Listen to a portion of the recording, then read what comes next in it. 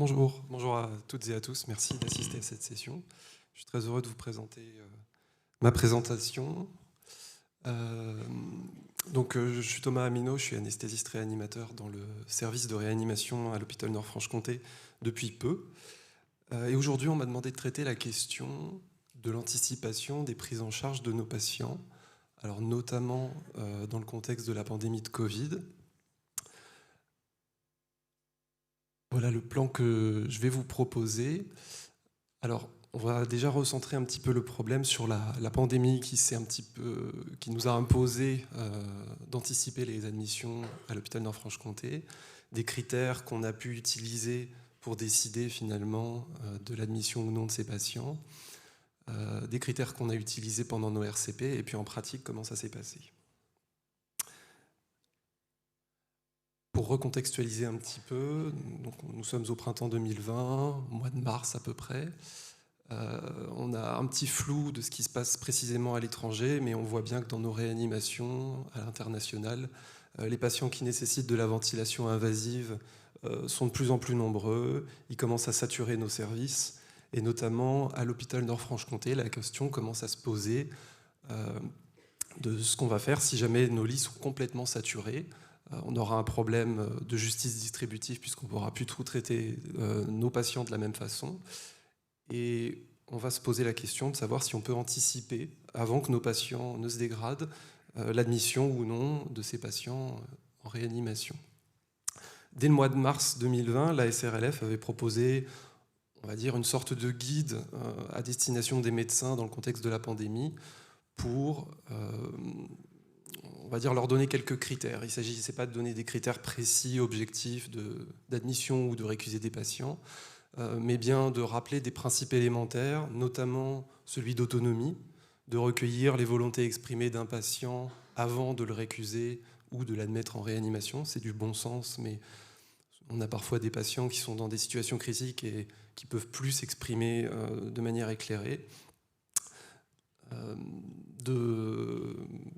Pardon, un petit trou de mémoire. Je vais continuer tout simplement. Et donc, la cellule éthique avait finalement été sollicitée par les réanimateurs de l'hôpital Nord-Franche-Comté pour faire face à cette situation, pour ne pas décider seuls dans leur coin, mais bien d'avoir une réflexion avec la cellule éthique. Ce qu'il en est sorti finalement, c'est pareil, des règles un petit peu de bon sens, de recueillir l'autonomie du patient, respecter le principe d'autonomie, de recueillir ses volontés exprimées précocement dans la prise en charge, d'avoir une équipe de soins palliatifs qui soit disponible à tout moment pour les patients qui sont récusés d'une réanimation invasive. Donc le cadre finalement de ces RCP a été donné, sans donner précisément tous les critères qui nous permettraient de récuser ou non ces patients. C'était plutôt au sein d'une réflexion qui jugeait qui proposait d'être la plus collégiale possible, de façon, encore une fois, à ne pas décider seul dans son coin, notamment en pleine nuit, mais de le faire sur des réunions programmées en pleine journée et à plusieurs. Alors, la question des critères de réanimation n'est pas nouvelle. Ça fait bien longtemps que cette pratique de ne pas admettre systématiquement tous les patients qu'on nous propose en réanimation existe. Et la littérature sur le sujet est plutôt pauvre, parce que c'est une pratique qui est difficile à étudier. Elle varie selon les centres, selon les médecins et selon les cultures. Donc l'étudier de manière globale est vraiment difficile. Pour quand même illustrer un petit peu ce propos, je vous propose cette étude qui a été réalisée et publiée en 2005 sur une cohorte de patients à l'hôpital Saint-Louis, donc on est sur de l'onco-hématologiste, une étude française, qui s'était intéressée finalement aux critères qui motivaient les réanimateurs à admettre des patients d'onco-hémato qui présentaient une défaillance d'organes et pour lesquels ils étaient sollicités. Ce qu'il en ressort finalement, c'est qu'il y a seulement 3 critères sur cette cohorte de 200 patients qui sont associés à soit plus d'admission ou alors moins d'admission en réanimation. On avait des critères qui sont spécifiques de l'oncohématologie, tels que la rémission de la maladie ou encore le fait que ce soit des tumeurs solides qui sont associées à moins d'admission. Mais ce qui est le plus intéressant probablement pour introduire le reste du propos, c'est ce qu'on appelle le Poor Chronic Health Status, on pourrait apparenter à une échelle OMS dans ce qu'il décrivait dans cette étude. Une échelle OMS, c'est-à-dire de 1 à 4, à 1, vous êtes en bonne santé, et à 4, vous êtes totalement alité et totalement dépendant. Donc on a l'introduction de finalement cette notion de dépendance et d'autonomie qui semble avoir un intérêt pour les réanimateurs, pour décider si des patients sont admissibles en réanimation. Alors bien sûr, ce n'est pas un critère qu'il faut prendre tout seul. Ça me permet d'introduire la suite, et je vais vous parler notamment de la notion de fragilité. La fragilité, c'est une entité qu'on pourrait dire multidimensionnelle, qui touche des patients qui ont une diminution de leurs réserves physiologiques, qui les rend inaptes finalement à faire face à un stress aigu, et donc à une pathologie aiguë qui les amène en réanimation. Donc le score que je vous propose, c'est le Clinical Frailty Score qui a été publié en 2008 par Kenneth Rockwood en Canada, qui initialement prédisait notamment le risque d'institutionnalisation d'un patient et de mortalité. On en fait un usage aujourd'hui un petit peu détourné, puisqu'on s'en sert de manière validée et très fréquente en soins critiques, parce que comme vous constatez, c'est une échelle qui est relativement simple d'utilisation et qui est reproductible dans la littérature. Pour un patient de 1 à 3, il est considéré comme non fragile. À partir de 4, il a un certain ralentissement, une certaine fatigue dans sa vie quotidienne. Et à partir de 5, c'est un patient qui commence à présenter une perte d'autonomie avec une dépendance dans certains actes de la vie quotidienne jusqu'à des CFS 8-9, comme vous pouvez constater, où les patients sont totalement dépendants de tous les actes de la vie quotidienne. La littérature sur le sujet est extrêmement vaste. Il y a beaucoup d'études qui ont été publiées sur le Clinical Frailty Score en soins critiques, avec une augmentation de la mortalité chez les patients qui sont considérés plus fragiles. Alors, l'étude, je ne vais pas vous en présenter beaucoup, je ne vous en présente qu'une, parce que je la trouvais un petit peu plus intéressante peut-être. C'est une étude multicentrique qui a été faite dans des centres de réanimation en Allemagne, qui s'intéresse quand même à une population assez âgée, puisqu'on est sur des patients de plus de 80 ans. Et l'objectif de cette étude, finalement, était de savoir si c'est un score qui permet de stratifier le risque de mortalité des patients de plus de 80 ans. Donc, de manière non surprenante, et comme dans toute la littérature, on constate qu'effectivement, il y a une augmentation de la mortalité pour des patients qui ont un CFS de 5 à 9 par rapport aux patients qui sont considérés non fragiles ou en tout cas vulnérables. Mais la donnée qui moi, m'a semblé plus pertinente, c'est que ces patients, bien qu'ils aient une mortalité augmentée, ne sont pas traités de manière moins agressive. Il y a autant de ventilation mécanique, de ventilation non invasive, d'usage de vasopresseurs ou d'épuration extra-rénale.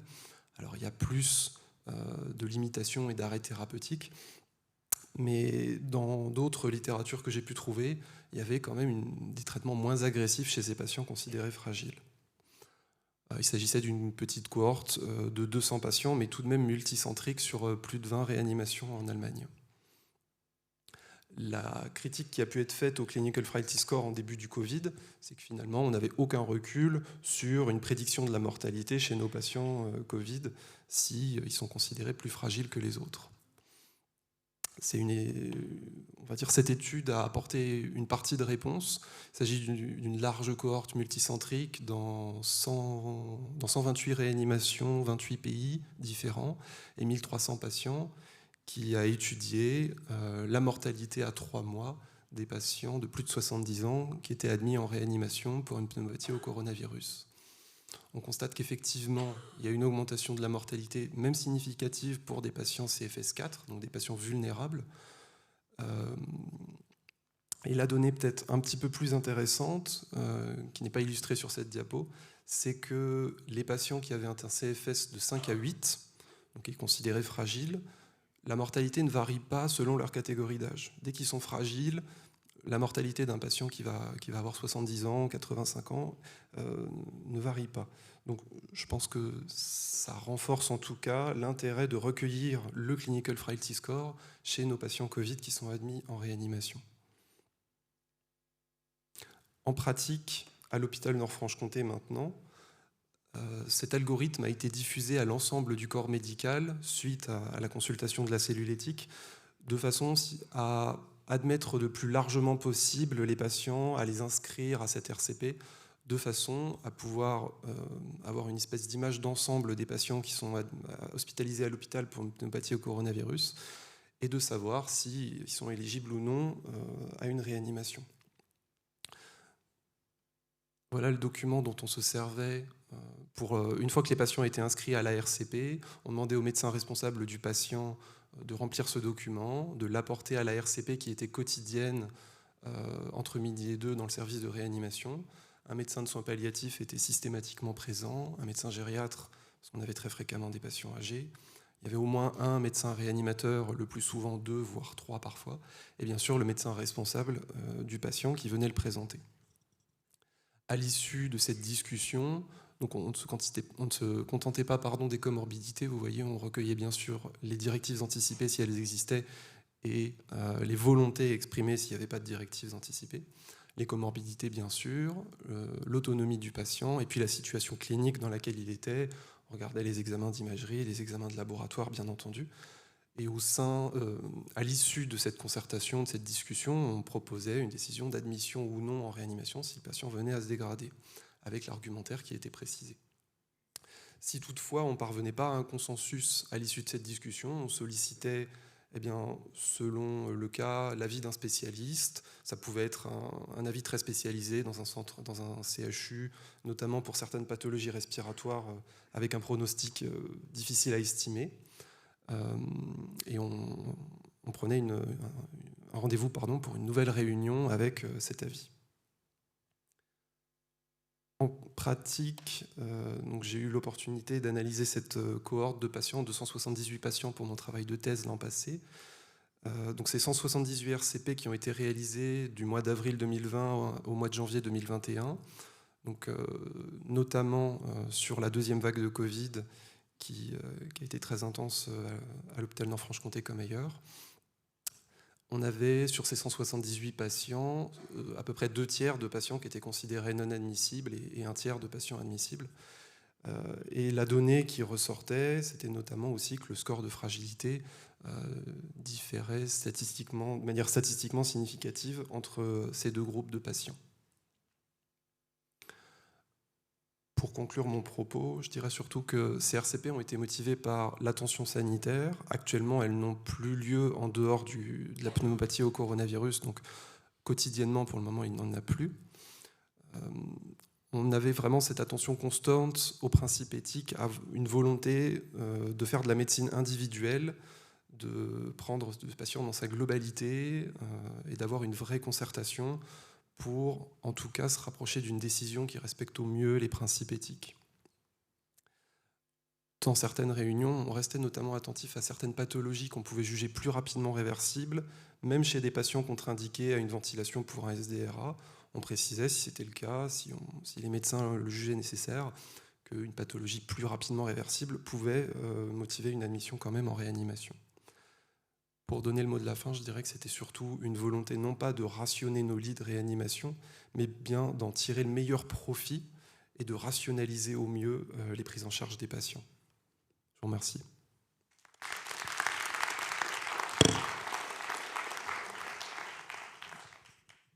Merci. Des questions dans la salle? Moi, j'en ai une. Les 178 patients, ils ont été sélectionnés comment? Donc, on avait diffusé l'algorithme afin que tous les médecins en fait, inscrivent les patients à la RCP. Donc finalement, ça reposait sur l'inscription du patient à la RCP. Il a fallu faire de la pédagogie auprès du corps médical pour favoriser justement cette inscription en leur expliquant que c'était vraiment dans l'intérêt du patient, bien sûr, mais aussi de l'intérêt des médecins de pouvoir connaître le statut de leurs patients, parce qu'il y avait énormément de patients hospitalisés pour une pneumopathie au coronavirus. Et donc, de manière rétrospective, j'ai recueilli toutes les RCP parce qu'elles étaient incluses dans les dossiers patients informatiques. J'ai exclu les dossiers incomplets, les dossiers sans argumentaire ou quand il n'y avait pas de RCP. Donc, il n'y a pas eu de sélection, si vous voulez. On a récupéré la totalité des RCP qui ont été faites. Et ça fait combien de pourcentage par rapport aux patients admis pendant la période? On avait donc, si je ne dis pas de bêtises, il y avait un peu plus de 1000 patients hospitalisés sur la même période pour une pneumopathie au coronavirus. Donc ça fait quand même une petite proportion, effectivement, de tous les patients. Mais je ne suis pas sûr du chiffre. Peut-être que... Merci. Marina? Oui. Bonjour, Marina Thirion, je suis de Sète. Pardon. Je voulais vous féliciter pour ce travail et l'investissement que vous avez dû y passer. J'avais 2 questions à vous poser. Est-ce que vous avez un registre de refus que vous tenez à jour régulièrement? Et deuxième chose, c'est un grand investissement pour l'équipe d'avoir fait ça, y compris en lien avec les soins palliatifs. Pourquoi avoir arrêté après et ne pas l'avoir étendu à tous les patients, y compris non-Covid? Le registre de refus, vous voulez dire de refus de réanimation? Alors, on ne tenait pas un registre précis. Par contre, voilà, le document était intégré au dossier patient informatique, ce qui fait que la décision et le document étaient disponibles pour l'ensemble du corps médical, de n'importe quel professionnel qui prenait en charge le patient à tout instant. Donc non, on ne tenait pas de registre précis. Mais on avait une espèce de photographie de tous les patients qui étaient potentiellement admissibles en réanimation, parce que les médecins qui participaient au RCP étaient souvent les mêmes. Donc on avait quand même une image un petit peu de ce qui se passait dans les services. La deuxième chose, je dirais que ça s'est fait un peu naturellement. Ces RCP ont été arrêtés de manière naturelle au fur et à mesure que nos lits de réanimation se vidaient de patients en SDRA Covid. Et puis peut-être, là c'est peut-être plus personnel, mais je ne sais pas si il faut maintenir... je sais pas, c'est une question que je me suis beaucoup posée, de savoir si on... Puis je pense que je ne suis pas le seul, Julio et Sylvain, qui sont notamment à l'initiative du projet, ont dû se la poser, de savoir si il faut maintenir cette pratique. Est-ce que c'est vraiment une bonne idée? Je n'ai pas de réponse à cette question, mais en tout cas, ça s'est fait un peu naturellement. Et peut-être que Sylvain va donner des éléments. En fait, il y a une vraie demande de maintenir ces réunions, notamment les soins palliatifs, qui apprécient ce type de démarche. On a des freins. Déjà, c'est très consommateur de temps, un investissement qu'on ne peut peut-être pas se permettre au quotidien tout au long de l'année. Vu le nombre de patients qui pourraient être concernés, ça pourrait représenter des volumes très importants et donc très difficiles à traiter. Donc on réfléchit à l'appliquer dans certains champs de pathologie, de manière un peu test, voir comment ça prend, voir si la démarche est comprise par les spécialistes d'organes, voir s'ils comprennent l'idée de l'anticiper, d'anticiper le niveau de soins, voir si c'est accepté par les patients, par leur famille. C'est quelque chose qui va probablement se mettre en place, mais pas dans un premier temps à l'ensemble des patients.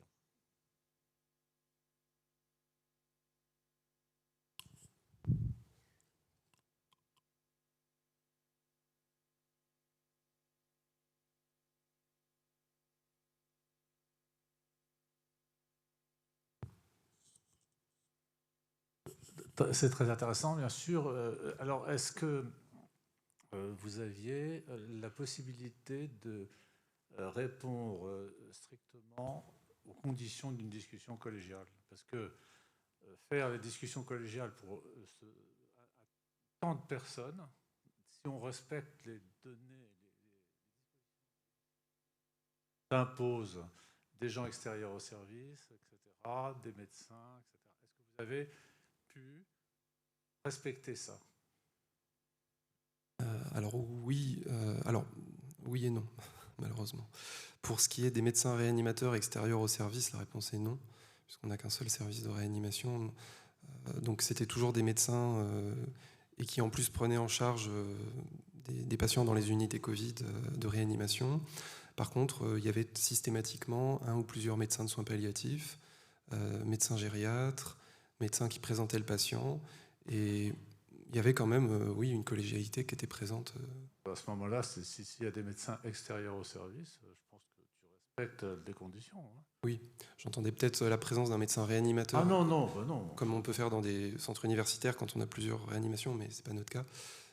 Mais oui, et cette présence d'ailleurs était attestée, comme j'ai vérifié pour chacune de ces RCP, par une feuille de présence qui était signée et margée à chaque jour.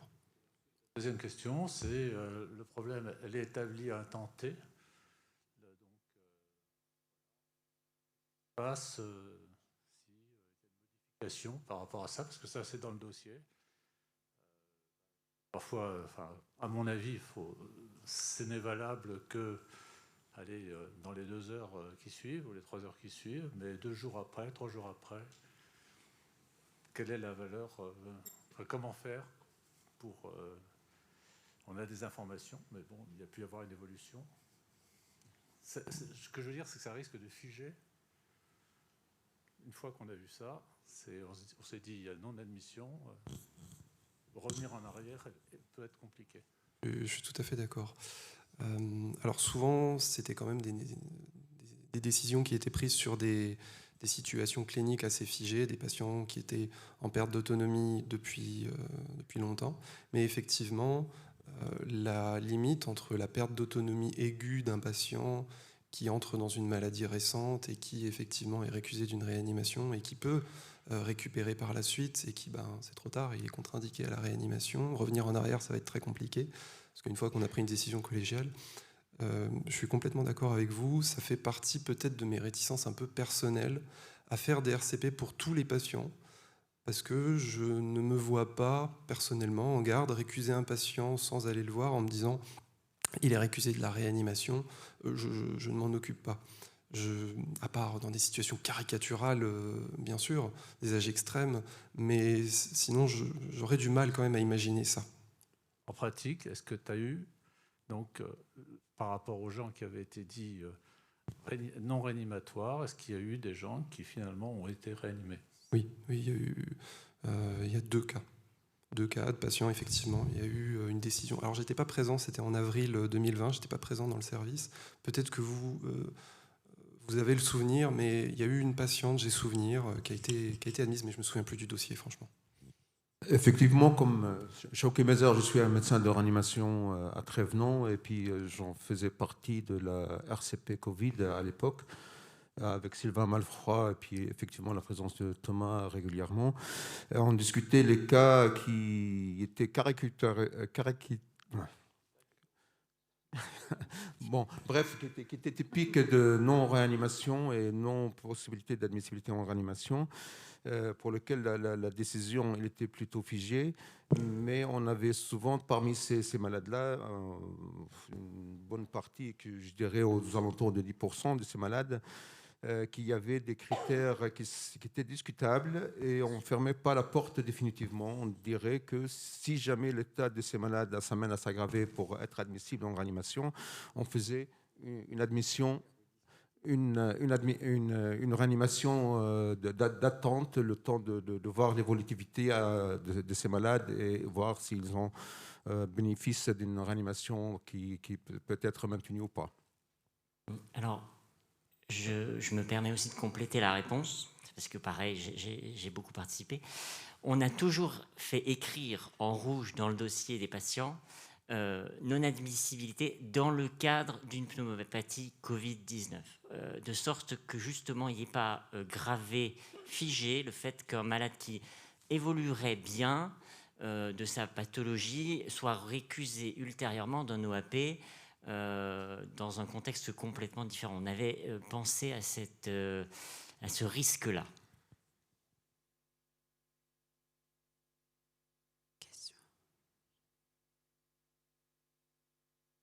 C'est la dernière question et après on va passer à une autre intervention, s'il vous plaît. Merci. Bonjour, j'ai une question. Comment c'était annoncé aux patients après la décision de la RCP? C'était annoncé donc par le médecin qui était responsable du patient dans l'unité de service. Alors, lors de la consultation avec la cellule éthique, l'accent avait été beaucoup mis sur le maintien en fait, d'une certaine rigueur d'accompagnement des patients, surtout les patients vulnérables qui sont dans des situations de fin de vie, qui vivent des situations de détresse personnelle, familiale très importantes. Et l'attention était en tout cas portée dans cette volonté de maintenir un accompagnement de maintenir une rigueur médicale également chez ces patients. Mais effectivement, on n'allait pas nous-mêmes, réanimateurs, annoncer les décisions aux patients. C'était le médecin qui en était responsable, qui s'en occupait. Voilà. Merci.